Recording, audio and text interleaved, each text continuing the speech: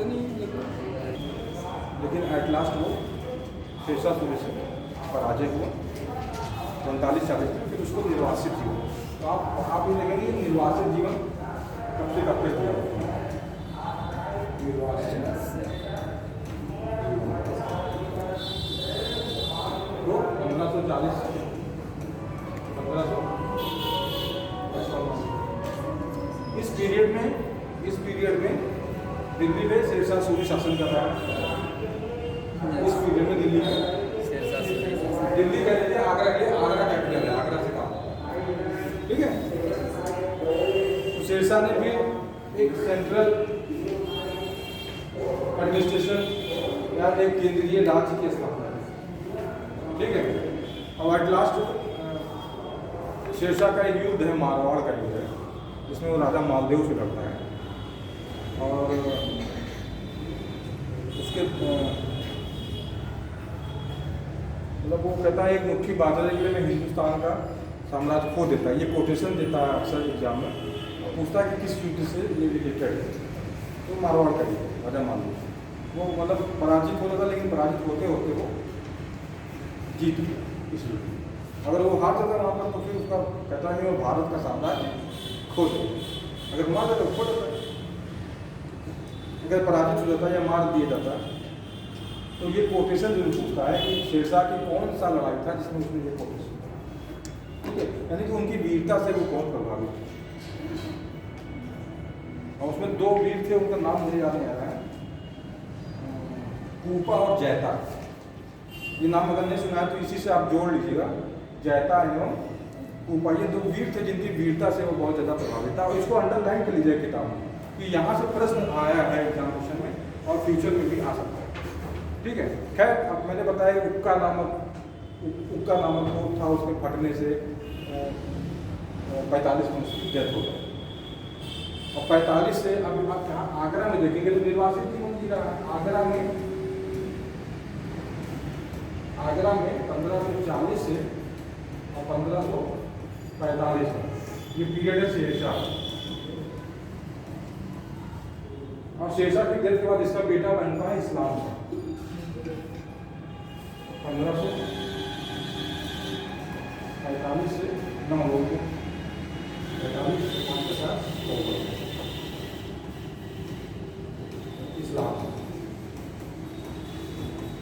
इस्लाम शाह का थोड़ा सा इसलिए मैं बता देता हूँ कि ये जो मालदेव थे, मालदेव ने अपनी बेटी का विवाह, जिसका लालबाई नाम था, उसका विवाह वही मारवाड़ में किया। यानी कि आप देखेंगे कि राजपूतों ने अपनी लड़कियों का विवाह मुसलमानों से किया। ये प्रमाण इससे पहले भी मैंने जब आपको सल्तनत पीरियड पढ़ाया तो मैंने बताया आपको कि करीब 4 शासकों के नाम बताए जिनकी माता हिंदू थी। यानी कि आप इससे देखना कि हिंदू मुस्लिम के बीच में वैवाहिक संबंध स्थापित हो रहे हैं। अंडरस्टैंड? तो सिकंदर द्वितीय, फिरोज तुगलक उसका एग्जाम्पल है, नाज़िमुद्दीन खुसरो खान, गियासुद्दीन तुगलक, ये सब हिंदू माता की तरफ से 4 तो नाम में से याद रहेगा, तो कॉन्सेप्ट याद रहेगा। अब इस्लाम शाह तो उनकी 2 बेटियाँ थी, एक शादी और उसने किया, एक मालवा के सुल्तान थे। मालदेव कहाँ के थे? मारवाड़ के। अभी मैं समझा रहा हूँ उसको, आप अपने नोट में जरूर लिखिए। नोट्स में रहेगा तो आपको ये पता रहेगा कि राजपूत अकबर अभी आएगा तो अकबर की भी राजपूत पॉलिसी होगी। तो उसको क्लेम कैसे करेंगे कि देखिए आप एक जब लिखेंगे थेसिस तो आप लिखेंगे कि सल्तनत काल में भी हिंदुओं और मुसलमानों का विवाह हुआ, लेकिन वो राजनीतिक नहीं था।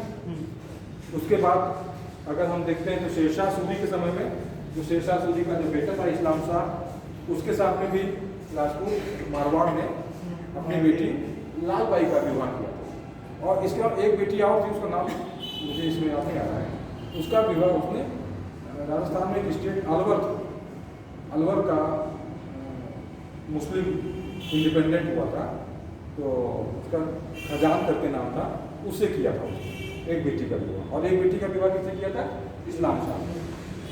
अब इस्लाम शाह की डेथ के बाद इसके कई रिलेटिव्स थे रिलेटिव्स का मतलब हो गया बहनोई, जीजा जिसको, ठीक है। इसका बेटा था लेकिन इसके बेटे को नहीं बता दिया। इनके जीजा थे, इसका नाम था इस्लाम शूर, इस्लाम शाह शूर, इस्लाम शाह शूर। और एक थे उनके मामा थे मुबारिस खां, मुबारिस खां आदिल खां के नाम से वो गद्दी पर बैठे। तो अब दो नाम याद रखिए, तो इसलिए पूछा नहीं जाएगा, लेकिन चूंकि हिस्ट्री विषय क्या अगर लेकिन आप कम तैयारी करेंगे, हिस्ट्री विषय से आप हिस्ट्री के विशेषज्ञ बनना चाहेंगे तब इसको जानकारी की जरूरत है। चलिए सिविल सर्विसेज की इसकी जानकारी ये तो छुट्टी पर चलिए। तो मुबारिस खां जो मामा था, मुबारिस खां आदिल खां था, आदिल खां के नाम से ये बैठा धरती पर। और इसको हटाया किसने? सिकंदर शाह। तो ये अब इसको रिलेशन याद रख लीजिएगा, मामा और ये बहनोई, जीजा। ये सब दिखा नहीं रहता किताब में, जब बहनोई लिख लीजिए तो हम लोग पढ़कर तो रिलेशन निकाल के लिखते हैं तो वो याद कहते हैं ना, याद हो जाता है बहुत से रिलेशन। अभी मुगल पढ़ोगे तो इतने रिलेशंस हैं कि अब रिलेशंस में यानी जैसे आज है ना कि अब हम किसी गद्दी पर बैठ गए तो अपने रिश्तेदारों को पढ़ते, लेकिन वही रिश्तेदार भी खतरनाक होगा, ध्यान रखिएगा। वो मुगलों में भी ये चीज़ देखने को मिली। तो अब जब यहाँ आपसी लड़ाई शुरू हुई तो अब उधर, अब मैंने आपको बताया था कि कल बताया कि अकबर का जन्म हो गया, उनके भाइयों से विवाद था, अपने भाइयों को हराने के लिए उसने ईरान के साथ आमास की मदद की, बैरम खान ने सहयोग किया और वो काबुल जीता। अब काबुल से उसने फिर जब यहाँ भारत की स्थिति तो वो बराबर नज़र रख रहा था, और कुछ भारत के सूफी संत थे वो लगातार इनवाइट कर रहे थे हुमायूं को कि आओ भारत के ऊपर आओ, आक्रमण करो। उनका नाम था नक्शबंदी सिलसिले के सूफी संत थे, गुलाम गौस नाम था उनका। वो चिट्ठी लिख रहे थे। यहाँ तक अभी आप बहुत सी चीज़ें याद रखी, बाबर को भी सूफी संतों ने यहाँ से चिट्ठी लिखी थी कि और आक्रमण करो। तो नाम पूछता है कि कौन सूफी संत ने लिखा था, वो जब बाकायदा नोट्स बनेगा आपका तो उसमें आप आए। ये मैं पढ़ाऊँगा अगर सूफी तो 2 दिन की क्लास उसमें अगर जितना आ सकेगा उतना मैं बोलता रहेगा, लेकिन नोट डाउन कर लीजिएगा जब मैं बताऊँ। तो हुमायूं अब जब यहाँ मामला गड़बड़ हुआ तो सिकंदर शाह ने इसको हटा, तो ये पूरब की ओर चला गया। पूरब की ओर का मतलब अब यूपी का मैप देखिए तो चुनार, ये यूपी का मैप देखते हैं, यूपी का मैप, तो ये इस एरिया को पूर्वी यूपी बोलते हैं, ठीक है। तो पूर्वी यूपी में चुनार है, तो चुनार से वो शासन करने लगा अब गया। और इधर आगरा जो पश्चिमी यूपी बोलते हैं, और उधर पंजाब है, ये पंजाब इसको इस्लाम शासन देगा। और ऐसे सिचुएशन में इसको याद रखिएगा क्योंकि किताबों में बहुत पढ़ने से निकलता नहीं है, मलाई इसको कैसा निकलता है। तो ये जाकर आपको बताना ऐसी सिचुएशन में आक्रमण किया हुमायूं ने, और सबसे पहले इनको हराया सिकंदर शाह को। और 2 युद्ध हुए, एक युद्ध हुआ मच्छीवाड़ा का युद्ध 1555 में ही, और एक युद्ध हुआ मच्छीवाड़ा के बाद सरहिंद का युद्ध। ये दोनों तो आप किताब खोलिएगा मिलेगा, मच्छीवाड़ा का युद्ध और दूसरा सरहिंद का युद्ध, सरहिंद का युद्ध। ये सब 1555 में दोनों, और इन दोनों में पराजित करके हुमायूं आगरा को जीत लिया। और अभी भी आगरा को जीत लिया, लेकिन पूरब में कौन है? आदिल शाह। अंडरस्टैंड? आदिल शाह कौन था? मामा इस्लाम शाह सूर। इस्लाम शाह सूर के बारे में एक सवाल और याद आता है मुझे। इस्लाम शाह सूर सिंहासन पे अपने जूते रखता और लोगों से कहता था कि इसका सिजदा और पैबोस करो। इस्लाम शाह सिकंदर सूर है, अफगान था, लेकिन अफगानों में मैंने कहा देखिए अफगानों की पॉलिसी चेंज हुई तो अफगान उखड़ गए। बाहलो लोदी की पॉलिसी क्या थी, फिर सिकंदर लोदी ने पॉलिसी चेंज की, इब्राहिम लोदी ने जबरदस्त चेंज की, उखड़े अपने ही दुश्मन बने, आके इंटरफेयर किया। और फिर अफगानों ने ही बाबर को, हुमायूं को पराजित किया, क्योंकि अफगान हुमायूं को विदेशी मान रहा था और अपने आप को देसी मान रहा था। अब देख लीजिए मुसलमानों की 2 कैटेगरी हो गई, दोनों मुसलमान, लेकिन अफगान अपने आप को देसी मान रहे हैं कि हम भारतीय हैं, और जो हुमायूं है वो कौन है? विदेशी। और मार के भगा गए, वो भागे, हार गए। जब ये दोनों युद्धों में जब पराजित किया, और तब इन्होंने आगरा और दिल्ली को कैप्चर कर लिया, आगरा और दिल्ली को। लेकिन दुर्भाग्य की बात है कि 6 महीने में दीन पनाह की सीढ़ी से गिरकर इनकी मृत्यु। वुल्जलेहेग ने लिखा है कि हुमायूं जिंदगी भर लड़खड़ाता रहा और लड़खड़ा कर ही उसकी मृत्यु हो गई। ठीक है, ये वुल्जलेहेग, अब्दुल कादिर बदायूनी ने भी लिखा है, जो अकबर के समय में इतिहास लिखा कि जीवन भर लड़खड़ा। नहीं, अब्दुल कादिर बदायूनी ने नहीं लिखा, वो मोहम्मद बिन तुगलक के बारे में लिखा कि इस प्रकार राजा को अपनी प्रजा से और प्रजा को अपने राजा से मुक्ति मिली जब उसकी मृत्यु हुई। ये वुल्जलेहेग का कोटेशन, वुल्जलेहेग का कोटेशन है कि हुमायूं जीवन भर लड़खड़ाता रहा और लड़खड़ा कर। अब जब हुमायूं की डेथ हो गई, अब उस समय जैसे हुमायूं की डेथ हुई तो उसकी छुपाए रखा गया, लेकिन हुमायूं की डेथ का समाचार जब इसको मिला, इसको जो पूरब में था आदिल खान, इसी का प्रधानमंत्री था हेमचंद्र हेमू। सर ये हिंदू था ना? हाँ, हिंदू था। विक्रमादित्य की उपाधि धारण की मध्यकाल में हिंदू था। हिंदू शासक ये है कि कौन सा शासक भारतीय है जिसने आखिरी बार विक्रमादित्य की उपाधि धारण की? तो हेमचंद हेमू। अगर नमक का व्यापार करता तो नमक बेचता था। ठीक है, हिंदू गौड़ ब्राह्मण कहते हैं, गौड़ ब्राह्मण, गौड़ ब्राह्मण था। ठीक है, और बक्काल भी कहते थे, चूंकि व्यापार करता था उसको बक्काल, नमक का जो व्यापार करता उसको बक्काल कहते हैं। तो अब इसने जो अब जो हुमायूं की डेथ हो गई किंग की, तो हुमायूं की जो सेना थी उसको इसने पराजित करके अपने आप को दिल्ली में स्थापित कर दिया, आगरा में। और आगरा दिल्ली में आदिल खान तो पूरब में थे ना, और ये पूरब में था, ये नाचने गाने वाला था, मतलब नाचने और गाने में और बजाने में प्रवीण था। ये पूछता है क्वेश्चन कि कौन सा सूर साम्राज्य का उत्तराधिकारी था जो नाचने गाने और बजाने में प्रवीण था? अब याद रहेगा आदिल खान, और आदिल खान का भी नाम मुबारिश का है, इस्लाम खान के मामा हैं, मामा मतलब शेरशाह सूरी के साले हैं। एक तो मैंने बनाया सिर्फ रिश्तों को ऐसे बनाया पूरे चार्ट कि कौन किसका क्या लगता है मुगल साम्राज्य, तो निकल के आया भाई, किताब में तो निकलेगा नहीं। तो तुमको कहते ना कि मथना तो तुम ही को मथनी से। हेमचंद कौन था? हेमचंद्र हेमू इसके दरबार में था, नमक का व्यापारी था। फिर इसके ब्यूरोक्रेसी में आ गया, जैसे मोदी जी चाय बेचते थे, फिर बीजेपी की ब्यूरोक्रेसी आगे फिर धीरे क्या बन गए? प्रधानमंत्री। अंडरस्टैंड? कोई भी किसी छोटे पद पे जाएगा, फिर धीरे धीरे उसका अब योग्यता के बल पर उसका विकास होता रहेगा, किसी का भी होगा। नेपोलियन बोनापार्ट एक कॉमन पीपल था, और क्या बना? फ्रांस का राजा बन गया। तो उसके अंदर स्किल थी ना तब, तो इसके अंदर भी स्किल व्यापारी था। तो आदिल खान का वो प्रधानमंत्री बना। अब जब इधर हुमायूं की डेथ हो गई, पता चला, तो इसने उस एरिया को कैप्चर कर लिया। जो पूछता है कि किसको हराया, ये क्वेश्चन पूछता है, तो तरदी बेग था इसको हराया, तरदी बेग। लेकिन अब ये सब तरदी बेग, लेकिन खैर ठीक है कि इसमें मत जाइए। आप लोग सिविल की तैयारी कर रहे हैं तो आपको यहाँ पर वो कॉन्सेप्ट पूछता है, आप कितना जानते हो, हारा क्यों और कोई जीता क्यों, ये जरूरी जानना है।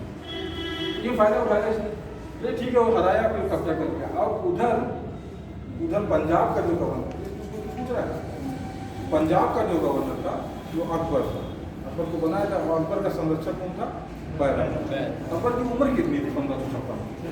1556 उम्र कितनी? 42 में पैदा हुआ था। 14 साल का बच्चा था, वहीं पर जहाँ गुप्त रखा गया। अब देखिए कितना इसको समझना आपको, कितना कि मतलब अकबर हुमायूं की डेथ को 17 के 18 दिन गुप्त रखा गया, किसी को बताया नहीं कि हुमायूं की डेथ हो गई। क्यों? क्योंकि कोई अपने इंटरनल में कोई अपने आप को किंग ना बनाए, और बनाए जिसको फिर 14 दिन इसी बीच में जो घोषणा कर दी कि अकबर को हम बादशाह हैं। ये अब इंटरनल रिवोल्ट ना होने का। ठीक है, तो जब अकबर को बादशाह बना दिए, अब उसके बाद जब अकबर के नेतृत्व में तब फिर जो पानीपत का जो द्वितीय युद्ध हुआ तो कहते हैं अकबर और हेमचंद्र हेमू के बीच। और इस युद्ध में बताते हैं कि उसके आंख में एक तीर लग गई थी, जिसकी वजह से वो पराजित हो गया था हेमू। और इस जीत का श्रेय जो दिया जाता है वो बैरम खां को दिया जाता है। बैरम खां भी एक सिया थे और अकबर के संरक्षक थे। ठीक है, अकबर का जो है वो जो सिंहासन रोहण कराया जाता है, लकड़ी में ईटा का बनाया था सिंहासन, ईटा का एक सिंहासन बनाया था, उसी में उसका राज्यारोहण कर दिया था कि ये बादशाह होने कर गए नेक्स्ट। तो अकबर तो 14 साल के हैं, क्या जीत पाएंगे? लेकिन अकबर के पीछे जो उनकी आर्मी थी और जो सबसे अच्छा एडवाइजर जो संरक्षक था वो कौन था? हुमायूं का दोस्त बैरम का, जिसको वो गाजी बाबा कहते थे। अभी देखिए आगे क्या होगा, शुरुआत है। अंडरस्टैंड, पानीपत का युद्ध हो गया और पानीपत के युद्ध में अकबर जीत गए और बन गए बादशाह आगरा और दिल्ली। आगरा दिल्ली, ये जान लीजिए कि आगरा ही मुगल साम्राज्य जो गवर्न हो रहा था मैक्सिमम, वो आगरा से ही गवर्न, सल्तनत पीरियड भी मैक्सिमम दिल्ली से गवर्न हुआ। सिकंदर लोदी ने 1505 में आगरा की स्थापना की, फिर आगरा ही केंद्र के रूप में स्टैब्लिश किया। फिर बाद में जब शाहजहां लाल किला बनवाएगा तो दोनों राजधानी रहेगी। अकबर ने तो आगरा से भी शासन किया है और लाहौर दिल्ली तक कहाँ से, महल ही नहीं था, शासन कहाँ से करे? लाल किला ही नहीं था। लाल किला तो अभी अकबर मर जाएगा, जहांगीर मर जाएंगे, शाहजहां पैदा होंगे, तब लाल किला बनेगा। सही, पानीपत का द्वितीय युद्ध था ना, ये द्वितीय युद्ध था पानीपत का जब प्रथम युद्ध पड़ा, द्वितीय युद्ध पढ़ेंगे। इसके बाद एक क्वेश्चन आपको बताऊं, पानीपत का तृतीय युद्ध कौन सा है? नहीं, 1761 अफगानों और मराठा। अब्दाली से अरे बहुत मजा आ रहा, सब चीजें तो इतना, मतलब मैं स्टूडेंट था तो मुझे भी समझ में नहीं आता, ये इतना बढ़िया फिर उसको अंडरस्टैंड किया। मैंने क्या कहते पढ़ना, मुझे भी किसी सिखाया नहीं, जो तुमको रास्ता तो मिल रहा है, क्लास पढ़ रहे हो, रास्ता दिखाई दे रहा है, मैं तो क्लास भी नहीं पढ़ा। कुल मिला के आपको एक अच्छा डायरेक्शन मिल रहा है। अगर आपके पास अच्छी किताब होगी, अच्छा इंस्ट्रक्टर होगा तो आप बहुत अच्छे से मार्क्स दोगे। जैसे खाना हम खाए और अगर उसको च्यूइंग ना करें, चबाए ना और सीधे इसे अटक जाए आप तो खराब हो जाएगा पेट ना। खाना का सही कैसे होगा? जब उसको हम च्यूइंग करते हैं, कहते खिलाते ना, कहते भैया चबाए खाओ, तो ऐसे पढ़ाई भी, पढ़ाई को चबाना पड़ेगा तो उसका रिजल्ट तब अच्छा नहीं। हमने चबाएगा तो नहीं पड़ेगा। चलिए फिर चलिए आगे बढ़ते हैं, बहुत लंबा बात है नहीं।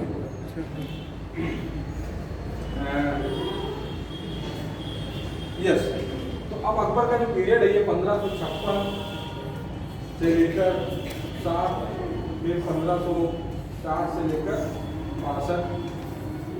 अभी जान लीजिए अकबर फुल फ्लेश जो काम करना शुरू किया है 62 में। इसकी उम्र कितनी हो जाएगी?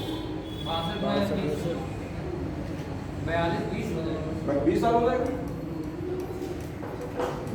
मतलब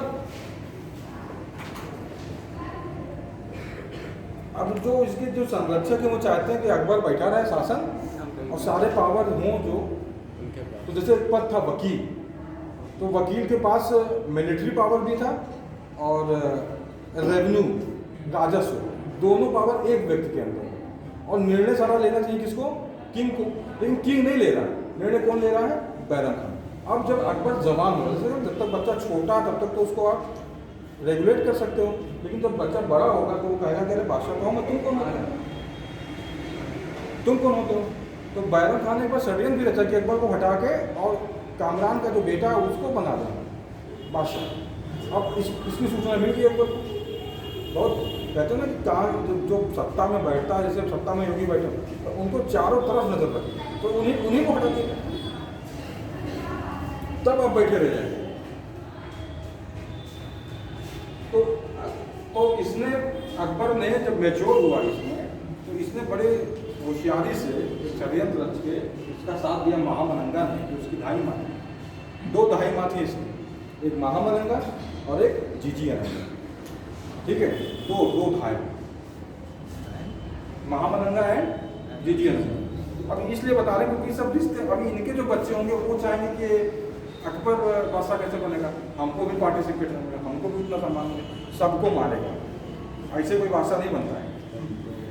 सबसे पहले तो उसने बैरम खां को मारा, और बैरम खां को मारने के बाद अब उसने मारा नहीं, उसने कहा कि आपको 3 हम ऑप्शन देते हैं और आप क्या चूज़ करेंगे। उसने भी चूज किया कि मतलब हम मक्का की यात्रा पर जाएंगे, ठीक है। तो मक्का की यात्रा पे जब जा रहा था, गुजरात में बताते हैं कोई अफगानी था, मुबारिस का नाम था, उसने उसकी हत्या की। अब उसका जो उसकी जो बीवी थी, उसकी बीवी से अकबर ने शादी की, अकबर की बीवी थी, उससे एक बच्चा भी हुआ। बच्चा था कि नहीं हुआ ये ऐसे में याद नहीं है। उसे एक बेटा हुआ, इसका नाम था अब्दुल रहीम खान। क्या? अब्दुल रहीम खान था ना, अकबर के बेटे हैं। अकबर का बेटा बैरम खान। वही रहीम दास जिसके 2 से पढ़ते हैं, ये वही रहीम है। ये अकबर के थोड़ी खान है, बैरम खान तो बैरम खान का बेटा था, उसकी बेगम सुल्ताना बेगम थी, सुल्ताना बेगम से उसने शादी कर ली थी। अकबर ने उसको पिता की वो दी थी कि मैं पिता हूँ, ठीक है। तो शादी कर लिया जब उसकी पत्नी से, शादी करने उसको इंटेंशन कुछ भी रहा हो, उसको आप गलत नहीं निकाल सकते। शादी करने का मतलब जैसे आप विधवा पुनर्विवाह सुनेंगे, किस लिए होता है? अच्छे इंटेंशन से। तो इंटेंशन भी समझना है। तो हो सकता है कि भाई उसी ने उसको अपने महल में रख लिया, लेकिन वो बैरम खान का बेटा था अब्दुल रहीम, हाँ बेटा था पहले से, तो अब्दुल रहीम खान था ना वही, ठीक है।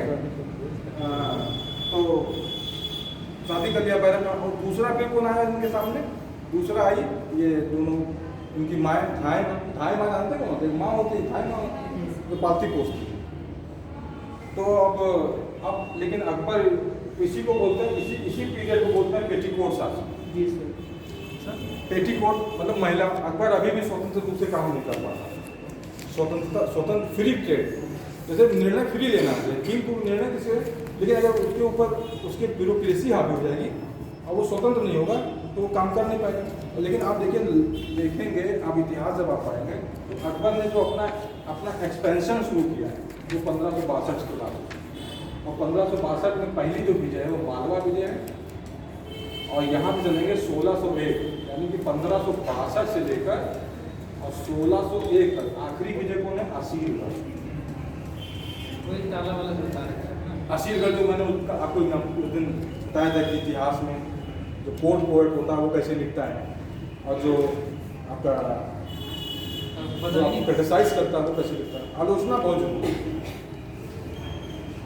तो इस बीच में उसने लगभग पूरे भारत को, दक्षिण भारत को अगर छोड़ दिया जाए तो पूरे भारत को उसने एकता के सूत्र में मान्यता। अब ये आप सब पूरा पढ़िएगा, ये आपको पढ़ने का ठीक है कि उसने 1662 से शुरू किया और 1601 आखिरी असीरगढ़ के विजय में दक्षिण भारत में, तो मैंने बताया ना कभी कोई जीत नहीं पाया उस दक्षिण भारत में, जितना दक्षिण भारत का पोर्शन मतलब असीरगढ़ दक्षिण भारत में देखिए, और पूरा उत्तर भारत पश्चिमी भारत से जीत कर कश्मीर तक लेकर बंगाल को भी जीत कर, गुजरात को भी सब जीत कर उसने एक मुगल साम्राज्य बनाया।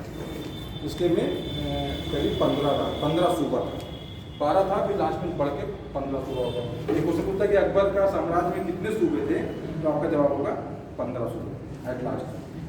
ठीक, अब यहाँ इसको खत्म करते हैं। अब थोड़ा सा हम आ जाते हैं पॉलिसी पर कि अकबर की एक आती है कि राजपूत पॉलिसी क्या थी, एक क्वेश्चन पूछा जाता है।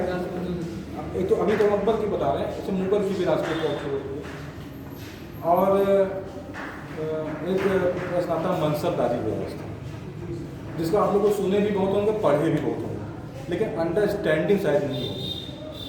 मनसबदारी व्यवस्था है किसी को अंडरस्टैंडिंग?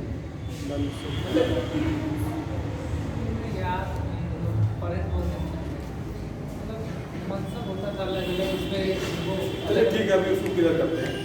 और ये आपसे अपेक्षा भी रही है सिविल सर्विसेज में कि आप पॉलिसी जाने, तो राजपूत पॉलिसी जाने कि आखिर वो सक्सेस कैसे हुआ, इतना बड़ा एम्पायर खड़ा कैसे करें। तो अगर हम राजपूत पॉलिसी की बात करें तो अपने हम आज कॉपी से लेके चलेंगे, हम आपसे शुरू करेंगे। उसमें कि एज पे किस एज पे किससे शादी किया और किस एज पे किसने उसकी उम्र कितनी जब उसको बच्चा पैदा हुआ एक एक चीज़ मैंने नोट करके रखा। राजपूत पॉलिसी इसमें उम्मीद है गाजर एवं छड़ी 1500 अकबर 20 वर्ष का हो गया था, इसका कोई उत्तराधिकारी नहीं।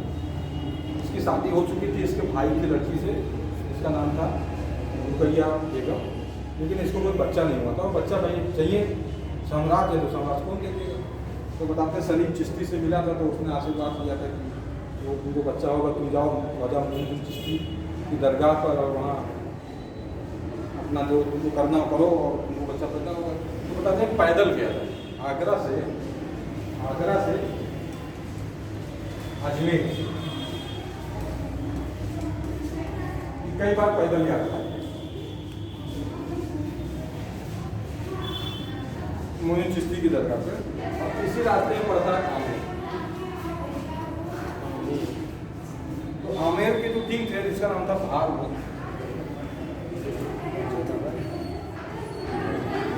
भागवत के बेटे का नाम भगवान दास के बेटे का नाम मान सिंह। तो ये गए और जब वो जा रहे थे तभी भारमन मिले, अकबर से रिक्वेस्ट किया कि आप हम आपसे वैवाहिक संबंध है। अकबर को कोई दबाव नहीं था, ध्यान रखिएगा। तो पहला रिलेशन इस्लाम शाह के समय में कायम हुआ था। मालदेव ने अपनी बेटी का विवाह इस्लाम शाह से किया था, लालबाई का विवाह। ये हमारे पास एग्जाम्पल था मारवाड़ के। अभी हम राजपूत में बताएंगे कितनी रियासतें हैं। तो इन्होंने कहा कि हम अपनी बेटी का शादी करना चाहते हैं आपसे। तो ठीक है, अब हम जा रहे हैं, लौट कराएंगे शादी करेंगे। तो जब ये लौटे इन्होंने तो कोई सांभर जगह है, सांभर, यहाँ पर अकबर और उनकी बेटी का नाम है हरका। लोग आप लोग अकबर और जोधा भाई बोलते हैं। जोधा भाई और अकबर का विवाह नहीं हुआ कभी, ये इतिहास में गलत लिखा हुआ, सही कर लीजिए। हरका भाई है, अकबर और हरका भाई, इनका विवाह हुआ।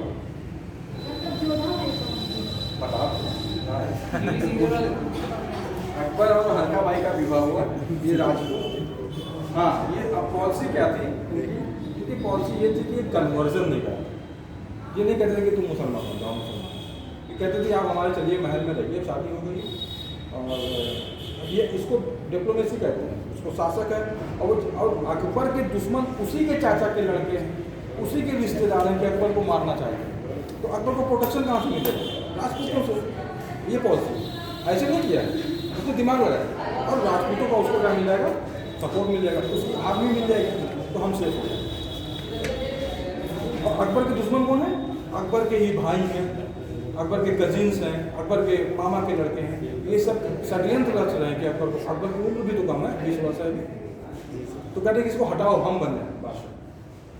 तो पहले तो अकबर को तो लड़ना पड़ा, अपने विरोधियों को धीरे धीरे समाप्त किया। भाई जैसे 1562 में मालवा के ऊपर आक्रमण किया, और मालवा के किंग का नाम था बाज बहादुर।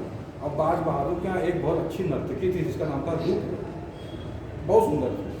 तो अब ये उनके लड़के को भेजे महामनंगा आदम खान कि जाओ हराओ।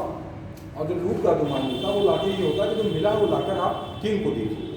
लेकिन अब वो चूंकि ढाई माँ के लड़के थे तो वो बिल्कुल बराबरी का व्यवहार कर रहे थे अकबर से। तो अकबर ने कहा इस तरह तो मेरी हैसियत ही नहीं रहेगी, मैं बादशाह, मुझे कोई बादशाह मानेगा ही नहीं। तो सिपाहियों को आदेश दिया कि इसको पकड़ के लेके आओ ऊपर। और फिर इतने ऊपर से इतनी बार फेंको उठा के कि जब तक ये मर गया। और तो प्रधानमंत्री कौन थी अकबर? महामनंगा, उसकी माँ। जब तक उसको 2-3 बार फेंका गया, नीचे लाया गया, ऊपर से फिर फेंका गया। और जब वो मर गया तो उसी के 40 दिन बाद महामनंगा की डेथ हो गई, तो उसका लौटा मर गया।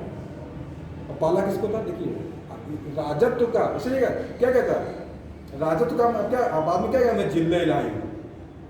बलबंद ने क्या था, मेरा कोई सगा संबंधी, बलबंद ने कहा था, इब्राहिम लोधी ने कहा था कि मेरा कोई सगा संबंधी, राजा का कोई सगा संबंधी नहीं होता। राजत्व अगर आप बैठ के वहाँ जोड़े रिश्तेदार किसी, आप लोग ध्यान रखिए कि अगर आप कुर्सी पे बैठ गए डीएम के और कहीं रिश्तेदारी जोड़े तो आप तुरंत बर्बाद।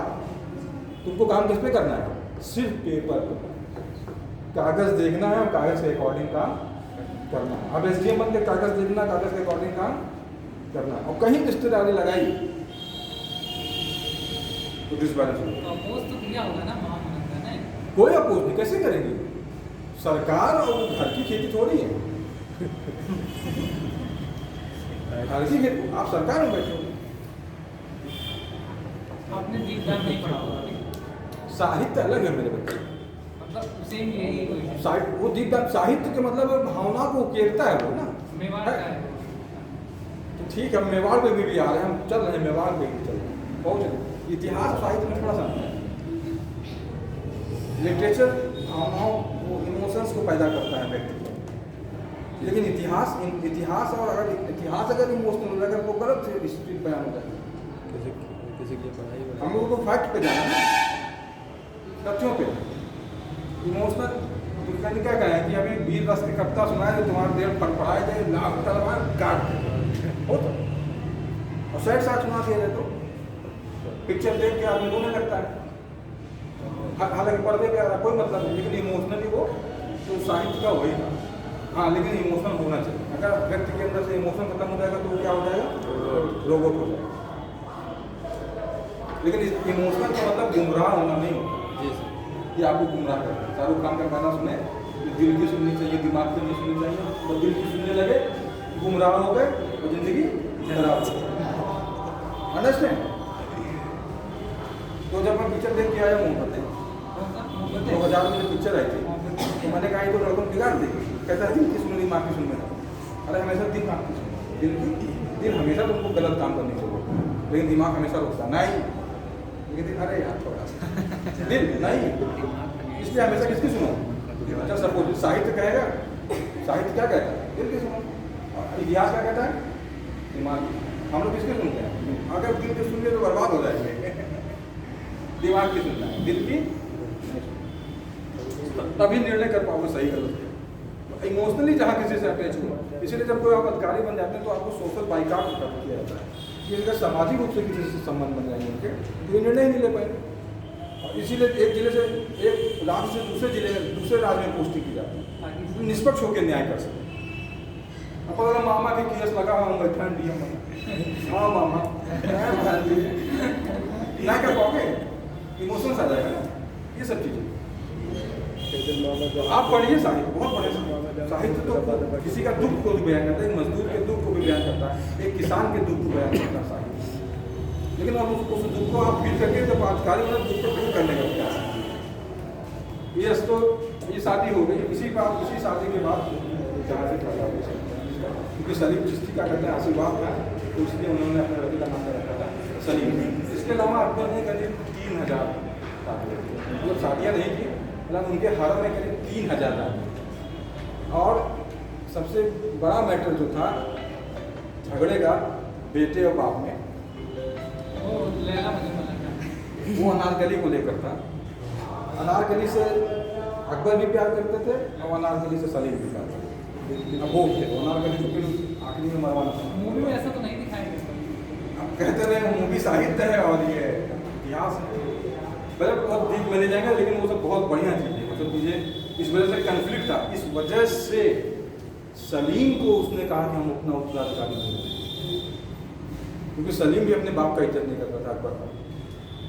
तो उसने कहा था कि हम खुर्रम को बनाएंगे, खुर्रम को नॉमिनेट किया था कि हम बनाएंगे। और इसीलिए जब सलीम बना बादशाह, उसका खुसरो ने विद्रोह कर दिया और खुसरो को मरवाने में इसका सर यार सर कुर्सी बहुत खराब होती है। जब बैठे थे एक बार कुर्सी पर, तो फिर अगर आपके खिलाफ कोई अगर छोड़ेंगे नहीं, राजा इसे छोड़ेंगे नहीं। राजतंत्र था, अब तो लोकतंत्र है, अब तो सब कुछ प्रक्रिया है, न्यायिक प्रक्रिया के तहत खत्म किया जाता है। तभी बहुत जगह प्रक्रियाओं का उल्लंघन हुआ, अभी देख रहे हैं लोग कहते हैं कि प्रक्रिया के तहत काम होना चाहिए। दोनों लोगों के बीच में युद्ध हुआ था, सलीम और अकबर के बीच में। युद्ध नहीं हुआ था, लेकिन तनातनी चल रही थी। पापा वो नाराज भी था, इसीलिए तो उसने खुसरो को उत्तराधिकारी बनाया था कि मेरे मरने के बाद किंग कौन बनेगा? सलीम नहीं, बल्कि कौन बनेगा? खुसरो बनेगा। सलीम के 2 बेटे थे, खुसरो और खुर्रम। चलो सर अभी जाए दो, वहाँ तो पहुँचने दो। तो मेरी शादी हो गई, ठीक है, पहली शादी हो गई। इसके बाद इनका एक्सटेंशन चलता था। अब हम नेक्स्ट चलेंगे राजपूत, हम चलेंगे राजस्थान चलेंगे, क्योंकि राजपूत पॉलिसी पड़ गए। राजस्थान को जब आप मैप में देखिएगा ये है सर इसमें भी मैप आ जाएगा इंटरनेट से, इसमें वो है समझ में ये वाला तो आ जाएगा इनका मैं तुरंत आ जाएगा, 1 सेकंड से क्या करना पड़ेगा यहाँ नीचे बना दूंगा करके बता दो भाई। इसको पहले पॉज करो। देखिए यहाँ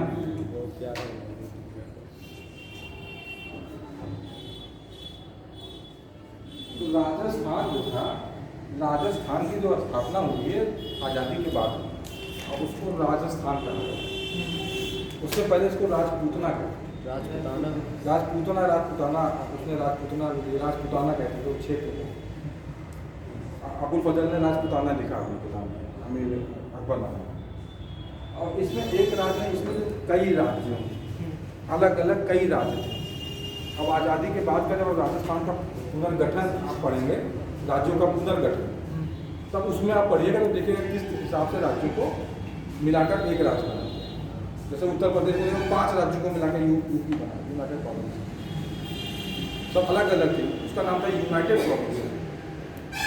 अब आज़ादी के बाद उत्तर प्रदेश अंग्रेजों के समय यूनाइटेड प्रोविंस शेर की तरह था। अब काट दिया उसका सिर उत्तराखंड को। अच्छा सर। है यहाँ पर था मारवाड़। नोट कर लीजिए, इसको नोट कर लीजिएगा। कंफ्यूजन आज आपका कंफ्यूजन खत्म हो जाएगा जब भी पढ़ेंगे आप कंफ्यूजन नहीं। मारवाड़ की जो राजधानी थी इधर मारवाड़, और मारवाड़ की राजधानी थी जोधपुर, ठीक है। और यहाँ पे जो वंश शासन कर रहा था उसका नाम था राठौर, ठीक है। दूसरा है राज्य है आमेर, आमेर जयपुर, आम्बेर कहते हैं आम्बेर। और यहाँ पर जो वंश शासन कर रहा था उसका नाम था कछवाहा, कछवाहा। और तीसरा जो इम्पोर्टेंट था उसका नाम था मेवाड़। मेवाड़ की राजधानी थी चित्तौड़। और चित्तौड़ में जो वंश शासन कर रहा था तो वही चित्तौड़ है, पद्मती वाला उनकी भी पड़े थे तेरा। तो उस समय गुहिलोत वंश शासन था। फिर उसी गुहिलोत वंश के बाद समाप्त हुआ तो बप्पा रावल के नेतृत्व में एक नया वंश की स्थापना हुई, जिसका नाम था सिसोदिया वंश।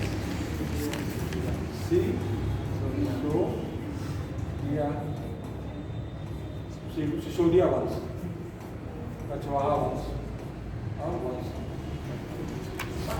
इसके अलावा भी जैसलमेर था, बूंदी था, और अलवर था, छोटे छोटे और भी राज्य थे। तो क्या होता था कि जैसे मान लो कि चित्तौड़ है, डूंगरपुर है, कई छोटे छोटे राज्य हैं, तो वो उनको अपना सामंत बना लेते थे, अपना एक अलग चित्तौड़ बना लेते। ऐसे छोटे राज्य हैं, तो आमेर है तो उसने अपना एक अलग बना दिया राज्य, और एक मारवाड़ है तो मारवाड़ ने अपना अलग राज्य। यानी कि राजपूताना में तीन प्रमुख राज्य थे, और जो छोटे छोटे राज्य थे वो इनके क्या थे, सामंत। अंडरस्टैंड? इसको ध्यान रखिएगा, और इसको हमेशा याद रखिएगा जब आप अपनी किताब से पढ़ेंगे, किताब में नहीं लिखा हुआ तो आपको आपकी अंडरस्टैंडिंग क्लियर हो जाएगी। तो सबसे पहले तो ये मिले, शादी कर लिए, शादी करने के बाद आए और मुगल साम्राज्य में आए। जो ब्यूरोक्रेसी थी, मान सिंह को उच्च मनसब मिला। भाई अकबर के क्या थे, फूफा थे भाई, वो तो बुआ लगती थी हरका भाई। मैंने तीनों लोग के नाम लिखे थे ना, फूफा थे उनके। बारमल भगवान दास मान सिंह, बारमल की बेटे भगवान दास की बहन का क्या नाम, हरका बाई। हरका बाई का विवाह अकबर से हो गया, फूफा थे। तो इन्होंने शादी भी किया अकबर के साथ में बिना किसी दबाव के, दहेज भी दिया, सेना भी दी, और साथ में इनको भेजा भी मान सिंह को, और मान सिंह को वहां पर उच्च पद पर नौकरी मिली। ठीक मिली नौकरी। अब नौकरी क्या, वो मनसबदारी व्यवस्था बना रहे नौकरी बताएंगे, नौकरी क्या होती है।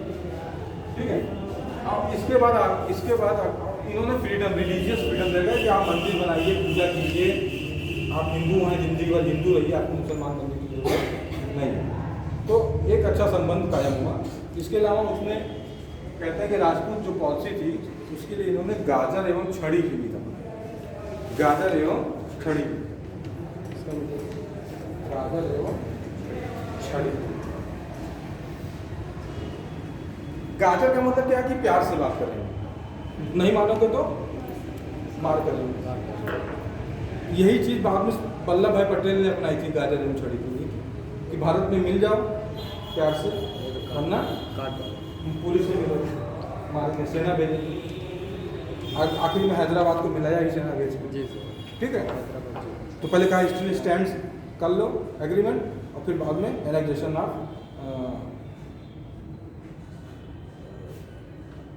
एनेक्सेशन ऑफ स्टेट का जो आपका डीड होगा उसका आपके मतलब इंस्ट्रूमेंट ऑफ एनेक्सेशन।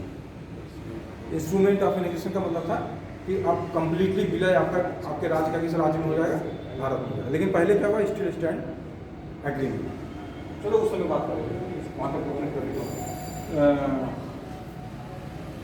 तो इसने कहा कि हम आपके राज्य को अपने साम्राज्य में मिलाएंगे नहीं, सबसे इम्पोर्टेंट है।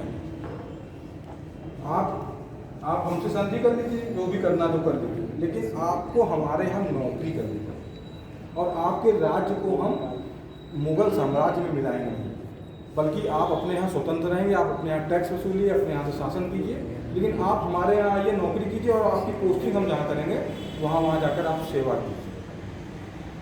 अब कौन कौन से लोग माने और राजपूत के संबंध, तो उसके लिए इन्होंने फिर आक्रमण, इनका जो टारगेट था वो था चित्तौड़, और चित्तौड़ पे उसमें राजा उदय सिंह शासन कर रहे थे, महाराणा प्रताप के पिताजी।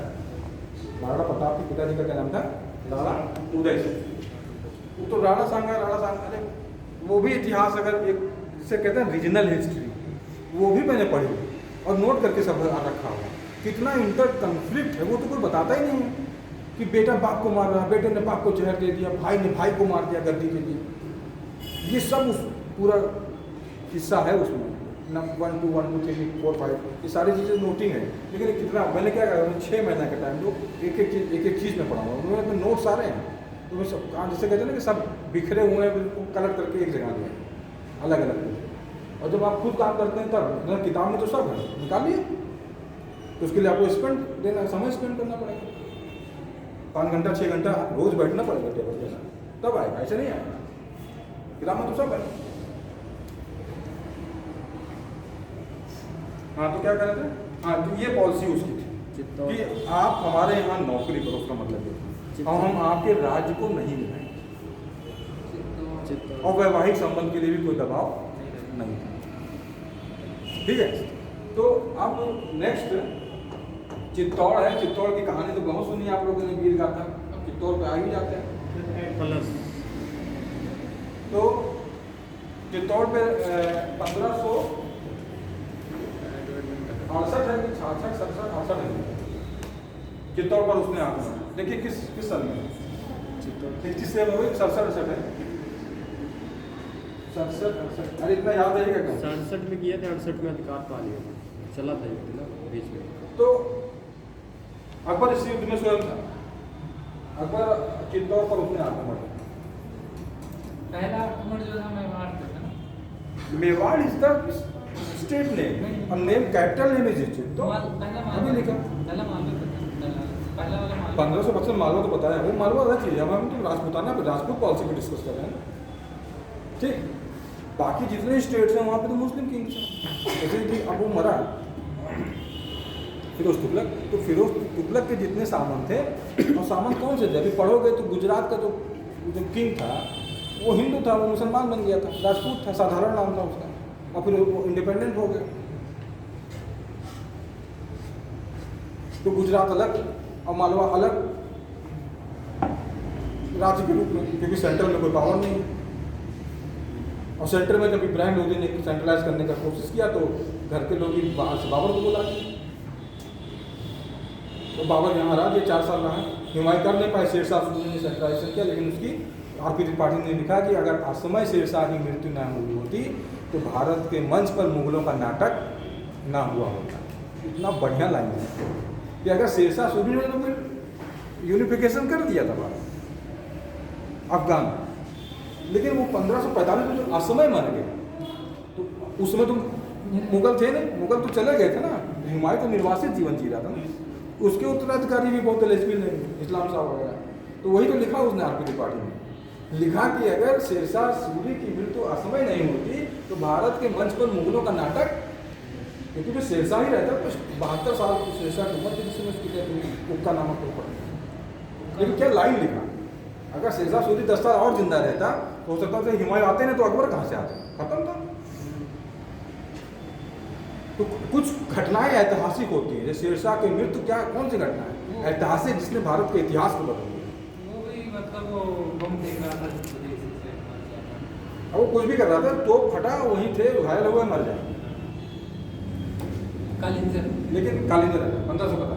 तो अब यही चीज़ तो ना, कितना अच्छा लाइन लगा, तो कितना बढ़िया रिसर्च होता है कि अगर असमय मृत्यु ना हुई होती तो भारत के मंच पर मुगलों का नाटक, ना अकबर आते, ना जहांगीर आते, ना शाहजहां। लेकिन इसको बोलते हैं टर्निंग पॉइंट। इतिहास में कोई पूछे आपका टर्निंग पॉइंट क्या, तो आप फट से बताओ, पूछे अच्छा बताइए कोई टर्निंग पॉइंट बताइए मेरे हिस्ट्री का, तो कहीं बस अब यही टाइम बता दीजिए, खुश हो जाएगा, अरे वाह वेरी गुड, पढ़ा है जानता है, पढ़ा है लड़का जानता है।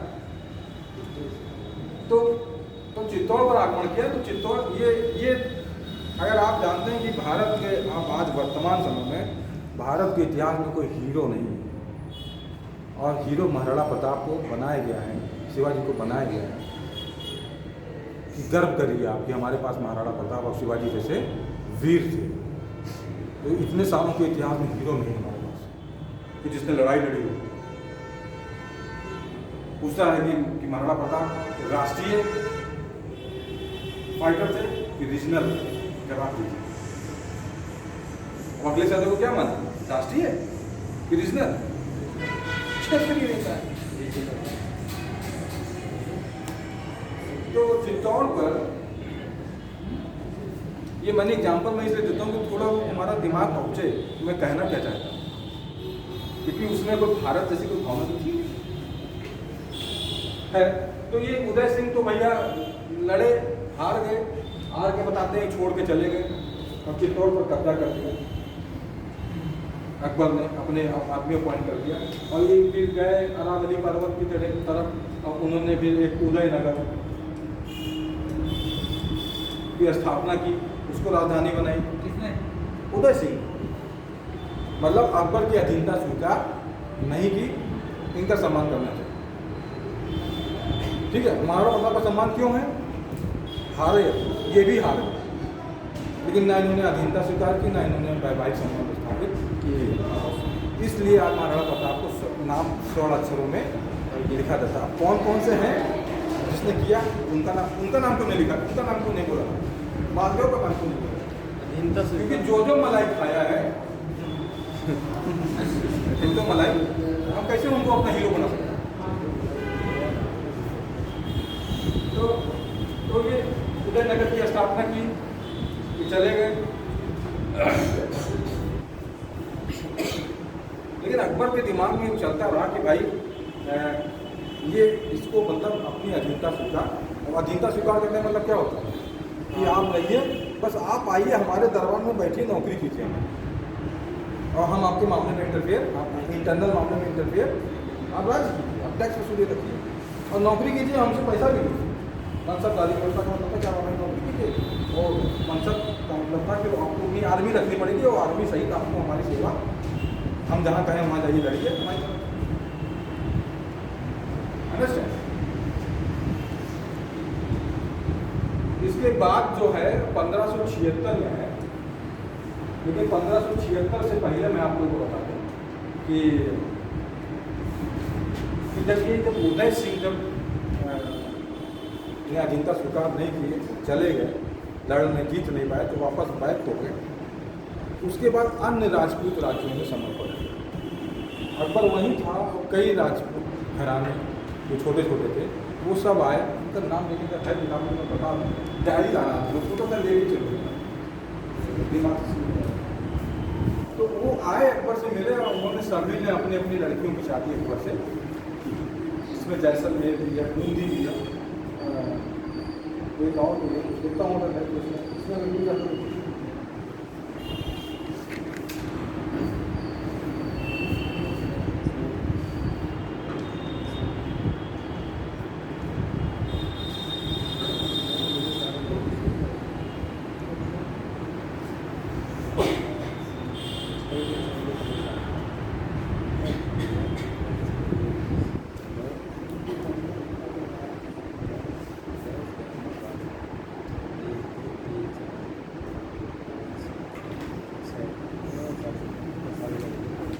जैसे एक मालदेव मारवाड़ का नाम उसकी कोई पुत्री थी रुक्मावती ने उनसे विवाह किया। बीकानेर के राय कल्याणमल एवं जैसलमेर के हरराय के राजपूत वंश ने भी विवाह किया अपने बच्चों का। बीकानेर का नाम सुनते ना, बीकानेर का नाम क्या आता है, वो सब अलग छोटे छोटे राज। बीकानेर के राय कल्याणमल एवं जैसलमेर के हरराय के राजपूत वंश ने भी विवाह किया।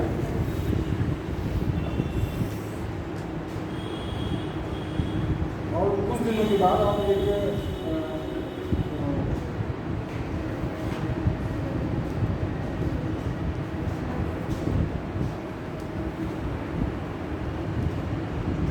विवाह जो जोधाबाई आप सुनते हैं, तो जोधाबाई वही मारवाड़ जो था, मारवाड़ की कैपिटल जोधपुर की वो लड़की जगत गोसाई नाम था, जिसका सलीम से विवाह आगे चल। अभी तो नहीं, अभी तो सलीम जब 17 साल हो जाएंगे तब साल। तो ये राजपूत संबंध के तहत है, तो जगत गोसाई को जोधाबाई के नाम दिया। और जो एक शादी सलीम की तो जगत गोसाई के साथ में नोट कर लीजिए, दूसरा कंफ्यूजन नहीं होगा क्योंकि दूसरा भी नाम है। आप इसको इस तरह से नोट कीजिएगा कि एक मारवाड़ की राजकुमारी जो भी लिखना हो, राजपूत जो थी राजकुमारी, उसका विवाह जिसका नाम जगत गोसाई का विवाह सलीम के साथ, सलीम और बेकर में जाके। और दूसरा विवाह क्या हुआ कि फिर जैसे कि अभी इन्होंने शादी तो की थी हरकाबाई से, हारमल ने अपनी बेटी का केला, फिर भगवान दास की बेटी से, आपको मैंने 3 नाम बताया ना, हारमल, भगवान दास, फिर मानसी। तो भगवान दास की बेटी थी जिसका नाम था मानबाई, और मानबाई का विवाह भी सलीम से हो गया। सलीम की कई हिंदू रानियाँ, 2 रानियाँ, एक जगत गोसाई और दूसरी मानबाई। यानी अब इन्हीं से बच्चे पैदा हुए, खुसरो और खुर्रम। खुसरो खुर्रम मतलब ब्लड देखिए, एक मुस्लिम ब्लड है और एक हिंदू ब्लड है, दोनों को मिक्स से खुसरो खुर्रम। अब जो शाहजहाँ पैदा हुआ उसके दूध में उसकी माँ कौन है, हिंदू, और बेटा कौन है।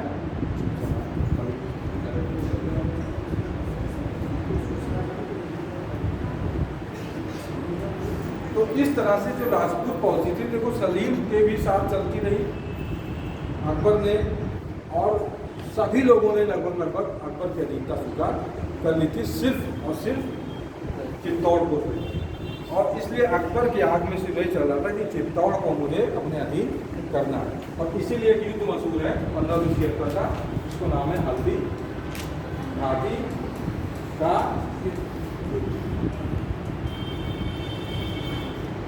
इस युद्ध के बारे में आप लोग को अगर नहीं पता, थोड़ा सा बता दूं कि एक तरफ अकबर है, अकबर इस युद्ध में स्वयं उपस्थित नहीं हुआ, ये ध्यान रखिएगा।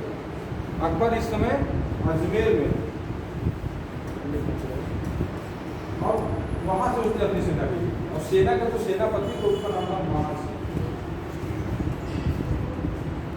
और मानसिंह, ये 1576 में युद्ध हो रहा है, लेकिन अपना उसने डेलीगेशन जो था बातचीत करने के लिए, तो बीरबल के, भगवान दास के नेतृत्व में कई बार भेज चुका कि कैदों की हमारी अधीनता स्वीकार कर लें तो कोई युद्ध नहीं करने की जरूरत होगी।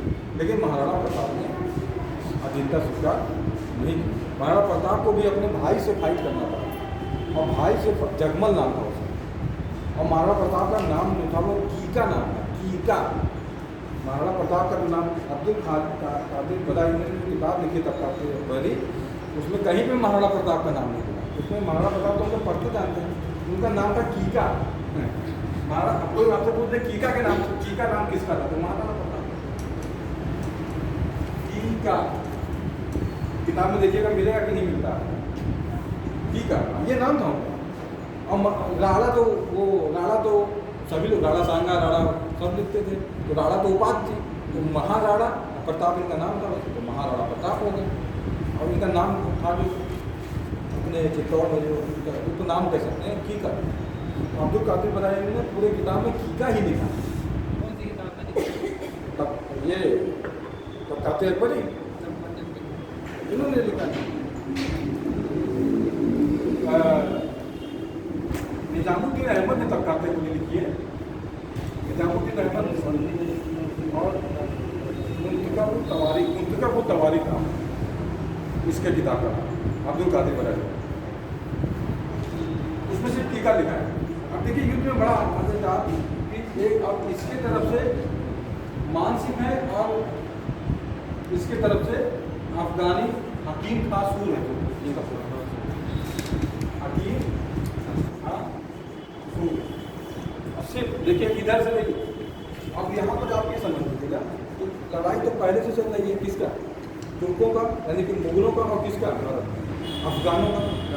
अफगान जो है वो मुगल को पसंद नहीं कर रहे, तो अफगान किसके साथ में आ जाएगा, जो मुगल से लड़ेगा। इसलिए ये मुगल के साथ, हमारे मुसलमानों ने कहा नहीं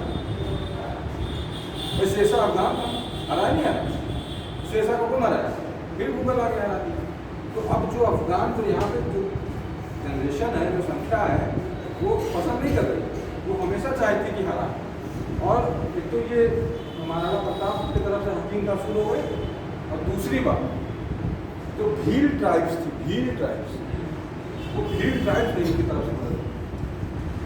अब लोग कहते हैं कि राष्ट्रवाद क्यों नहीं था भारत में। अगर राष्ट्रवाद अगर था भारत में तो जितने राजपूत राजा थे उनको महाराणा प्रताप की मदद करके और अकबर को हरा देना चाहिए। ये तर्क है। अब कहते हो राष्ट्रवाद को कहाँ था, अकेले तो लड़ रहे आज भी रहिए, अब लड़ो, अब अकेले रह जाए, कोई आपको साथ नहीं देगा।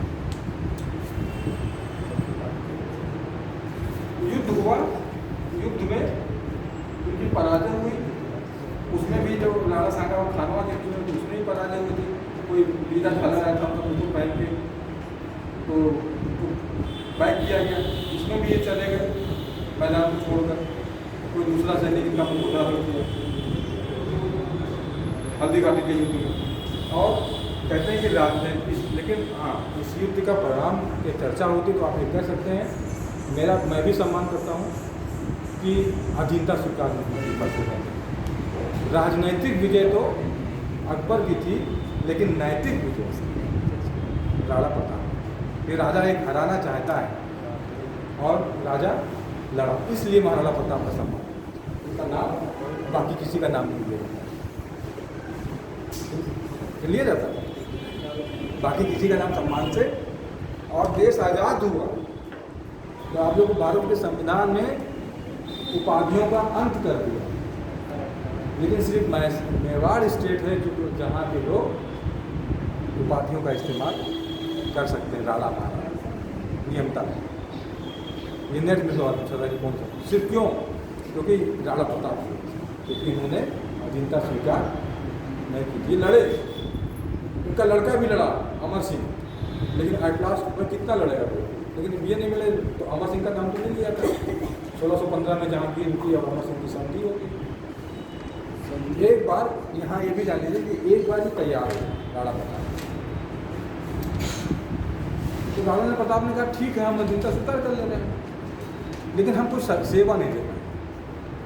और अकबर की जितनी कि मेरे दरबार में आए बैठे हैं और हमको दिल्ली लाई, तो इन्होंने मना कर, लेकिन ठीक है हम कर ले रहे हैं। शादी के लिए फोर्स नहीं करता, शादी तो जब जैसे ये हारे होते सब खटखट आए शादी कर लो, मैट्रिमोनियल रिलेशन हो जाएगा तो भूल चला जाएगा। तो सबको उसने कहा ठीक है आप राज करो लेकिन हमारे यहाँ के नौकरी। और जो जैसे मालवा जीता, गुजरात जीता तो सब अपने साम्राज्य में मिला लिया, लेकिन चित्तौड़ को, आमेर को, मारवाड़ को नहीं मिलाया। और चित्तौड़ क्यों नहीं मिला? चित्तौड़ को मिला ही लिया था। जितने एरिया में वो वापस जाते गए उस एरिया को राणा प्रताप अपने में, और राणा प्रताप ने फिर गोरिल्ला युद्ध जारी रखा। क्योंकि अरावली पर्वत श्रेणियाँ पढ़ ही रहे हैं, अगर देख रहे हैं तो पर्वतों में भाग गए, लेकिन अधीनता स्वीकार है। तो सिर्फ महाराणा प्रताप एक ऐसे टाइटल हैं, लेकिन इसको राजा और एक राजा की लड़ाई से समझना चाहिए। हिंदू मुसलमान के दृष्टि से इस लड़ाई को नहीं देखना चाहिए, वरना इधर मुसलमान थे और उधर हिंदू थे। और यहाँ ये भी ध्यान रखना चाहिए कि किसी राजा ने उनकी मदद नहीं की, और मदद की किसने? जनजातियों ने की, जो भीड़ ट्राइब्स थी। अफगानों में वही सेनापति था हकीम खान। ठीक है, तो ये हल्दी घाटी का युद्ध है, पढ़िएगा। तो यहाँ से प्रश्नार्थी बढ़ते हैं हल्दी घाटी युद्ध का, इसको थर्मोपाल फजल सब किस इतिहासकार ने क्या कहा है। जेम्स कर्नलटार ने किताब लिखी है राजपूतों के बारे में, उस किताब का नाम में पूछा जाता है, आप एंटीक्विटीज तो उसी से नाम उसका फिर किसी दिन बता देंगे, डायरी लेकर आएंगे बता देंगे। अब जो राजपूत की ये पॉलिसी थी, उसकी आपको लिखना होगा तो आप इस तरह लिखेंगे पूरा। इस तरह से अकबर की राजपूत पॉलिसी का देखिए, आप पूरा पॉलिसी का डिटेल लिखेंगे, संबंध पहले से बताएंगे, बेसिक लिखेंगे, फिर एंटीक्विटीज तब लिखेंगे, और कहीं पर भी धर्म को इन्वॉल्व नहीं करेंगे। हाँ, ये लिखेंगे कि अकबर को प्रॉब्लम अपने रिश्तेदारों से, अपने भाइयों से थी। एक कारण ये भी हो सकता है कि वो इतना उदारवाद है, इनको हम इनकी मदद दी और राजपूतों की मदद उनको मिली। और ये कहते हैं, ये लिखा भी गया है इतिहास में, जो हुआ है कि अकबर ने राजपूतों की मदद ली तो वो इतने दिन तक यहाँ शासन कर पाए। जहांगीर ने भी ली और शाहजहाँ ने ली, और औरंगजेब ने जब तक ली तब तक वो ठीक चला, लेकिन जैसे उनको शक हुआ वैसे भी मुगल साम्राज्य के खत्म। हालांकि वो सिर्फ उत्प्रेरणा का काम किया है, औरंगजेब की कोई गलती नहीं की, लेकिन औरंगजेब का राजपूतों से बहुत लंबा संघर्ष राजपूतों से, मतलब जो मित्रता का संबंध चला आ रहा था अकबर के दौर से, वो मित्रता का भाव समाप्त होगा। उसके पीछे कारण था, क्योंकि आप जय सिंह का नाम सुने, जय सिंह का नाम सुना है आपने, यही आमेर की जय सिंह, राजा जय सिंह। तो उस समय के हिस्टोरियन ने लिखा कि औरंगजेब के अक्ल की चाबी जय सिंह, मतलब जय सिंह अगर जो राय देते थे औरंगजेब को, वो काम औरंगजेब करता। लेकिन हुआ क्या कि उसी जय सिंह ने शिवाजी को हराया दक्षिण में जाकर, और शिवाजी यहाँ आए, और शिवाजी यहाँ से भाग गए ना, तो उसके बाद शक हो गया औरंगजेब को कि ये मिल गए, और उसके बाद से उसकी पॉलिसी चेंज हो गई राजपूतों के प्रति। फिर राजपूतों को उच्च पद पर उसने अपमान किया, यहाँ तक कि यहाँ ये तो जयसिंह तो आमेर के थे, और जो जसवंत सिंह एक किंग था वो मारवाड़ का था, तो यहाँ तक उसको मरवा दिया उसने चाहे, लेकिन शक हो गया था कि ये कहीं ना कहीं शिवाजी की हेल्प, शिवाजी को वो हराना चाह रहा था। तो इतिहास पढ़ेंगे, 17 को पढ़ेंगे तो उसमें बहुत से कारण देखेंगे, उसका दिमाग चेंज कर सकता है। फिर वो विश्वास नहीं किया। ये राजपूत पॉलिसी वो खत्म करता है, हम चलते हैं मनसब पर। इसको लिखिएगा अकबर की राजपूत पॉलिसी। टाइम भी 10 से 5 मिनट बचा है। यहाँ तक समझ में आ रहा है कि कहानी सुनती है बस, कुछ मतलब निकलता भी निचोड़, जल्दी कुछ निकलता है निचोड़, कुछ समझ में आता है। जबरदस्ती में बताते हैं, बात बताइए हैं, किताब में पढ़ो जो यहाँ सीख रहे हो।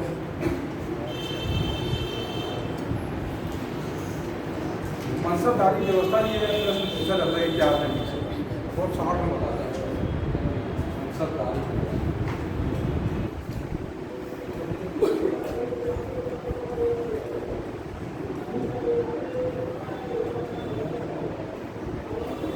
ये अपने अपने आप में एक बहुत बड़ी चीज़ थी अकबर के समय में। तो इस तरह की व्यवस्था कहीं थी नहीं, एक नया व्यवस्था। इसकी आप कह सकते हैं कि थोड़ा बहुत अगर आप हैं मंगोलों से इसमें, उसमें मंगोलों ने दशमलव प्रणाली के आधार पर अपनी सेना का गठन किया था। तो कह सकते हैं कि वहाँ से उसको प्रेरणा मिली थी, लेकिन सब कुछ वही नहीं, यहाँ कुछ नई चीज़ें। मनसबदारी मतलब आप समझ लीजिए यूपीएससी सरकार, जैसे कि 140 करोड़ लोग हैं भारत में, एग्जाम्पल तो जिनको देना पड़ेगा ना, तो 140 करोड़ में सब IAS नहीं है ना। मेरे ख्याल से कितने होंगे? 10,000, 15,000, 20,000, 25,000, 50,000। 140 करोड़ को कौन चलाता? 50,000, 1,00,000 लोगों को चलाता। रेगुलेट कौन करता? पर सरकार, और सरकार किसके माध्यम से? ब्यूरोक्रेसी के माध्यम से। हमारी इसकी बात है, DM कितने पूरे भारत में जिले? 700 समथिंग जिले, 760 में से हैं। देखिएगा, हमको क्लियर नहीं, उतने तो DM होंगे, इससे ज़्यादा तो होंगे नहीं। DM होंगे, ADM होंगे, कई पद बना देंगे। मतलब ब्यूरोक्रेसी, तो हम कह रहे हैं कि 1,00,000 लोग हैं पूरे भारत में, और वही तो चला रहे व्यवस्था में। 140 करोड़ लोगों को डील कर वो आदमी के बाद, तो वो 140 करोड़ से अलग है 1 करोड़, 1,00,000 करोड़, वो सरकारी सेवा। तो अब जो इस समय पॉपुलेशन थी, उसमें जो मनसबदार जो होते थे, वो कौन से लोग होते थे? सरकारी सेवा। अंडरस्टैंड? भीड़ से आपको अलग करना, बहुत सी भीड़ है और उसमें मनसबदार कौन है? सरकारी सेवक, बाकी जनता से नहीं बनता है। मनसबदार कोई भी बन सकता है। तो मनसबदार में इसने सीढ़ी बनाई, 3 सीढ़ी बनाई। इससे शुरू की 10 से आगे 2,000 से 5,000।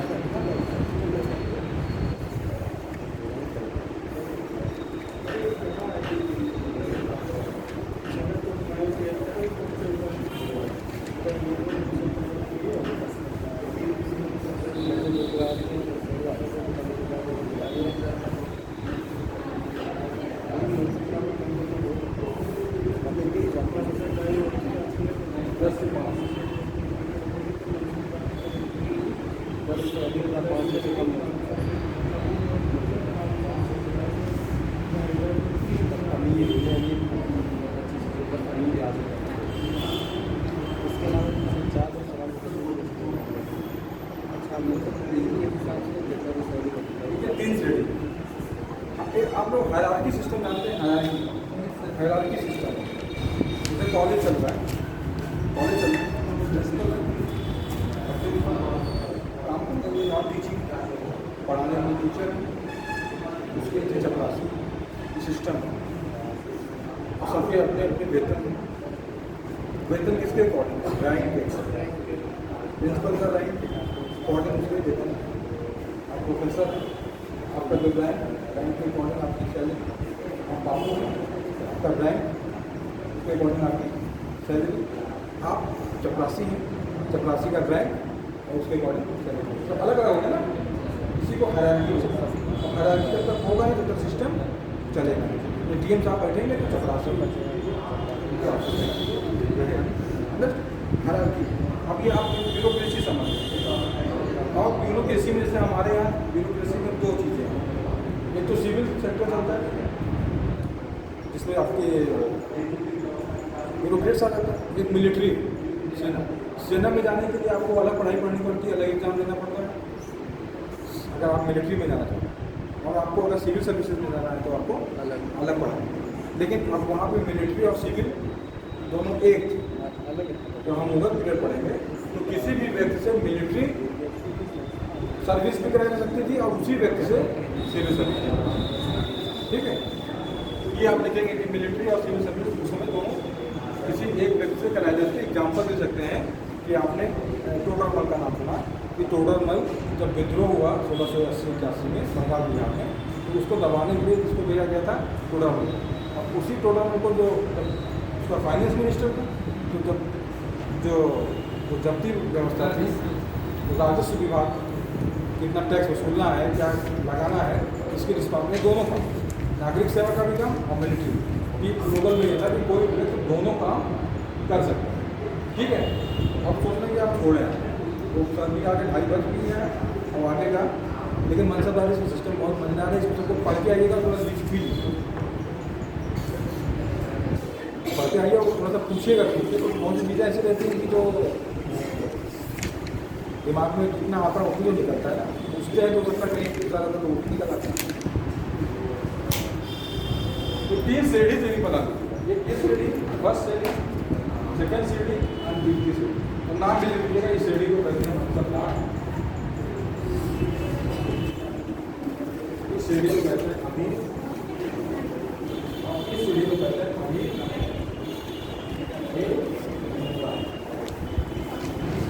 आगे से उल्टा, ये 3 श्रेणियाँ हैं, प्रिंसिपल, टीचर और जैसे ये 3 श्रेणियाँ। आगे का अभी नेक्स्ट थोड़ा सा बचा है, 15-20 मिनट का लेक्चर होगा, लेकिन टाइम नेक्स्ट